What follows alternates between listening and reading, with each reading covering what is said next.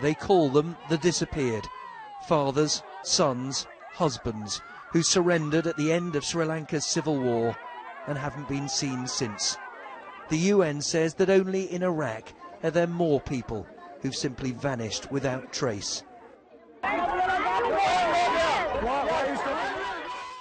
Today in Jaffna, the police stopped their relatives handing in their photos, their letters, their petitions to the first world leader ever to visit their part of this troubled island.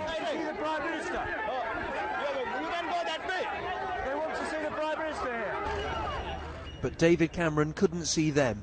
He claims this visit to a region which once dreamt of forming its own country will shine a spotlight not just on the crimes of the past, but the abuses of the present.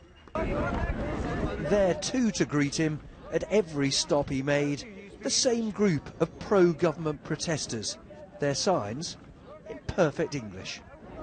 Anybody here speak English? You have English signs? The answer was that none did.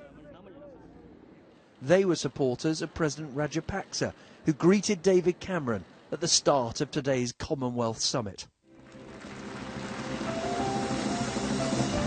The leader of Sri Lanka is relishing being at the centre of attention.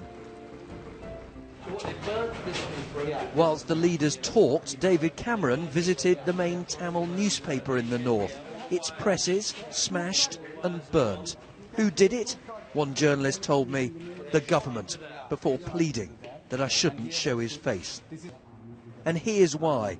On the walls of the newspaper office, pictures of the 6 journalists killed in recent years. Everywhere we went, a reminder of how President Rajapaksa exerts control. A Tamil leader told the Prime Minister there are still 120,000 security forces in this region 4 years after the war ended. This is what the government euphemistically call a welfare centre. To you and me, it's a refugee camp. 14 camps like this, and so here there's maybe 100 families, maybe 500-600 people. So 14 camps like this, we think over 100,000 people. Now a quarter of a century of war is over. It is time, he says, for reconciliation. The war is over, the terrorism is finished, the fighting is done. Now what's needed is generosity and magnanimity from the Sri Lankan government to bring the country together. And I think coming here, listening to these people, hearing these arguments, helps to draw attention to their plight. He took that message to a meeting with the President. It was described as tough and frank. No wonder.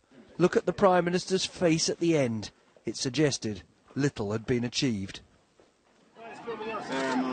This is a day David Cameron will never forget, but the leader of this country is counting on the fact that others will forget and will move on. Nick Robinson, BBC News, Sri Lanka.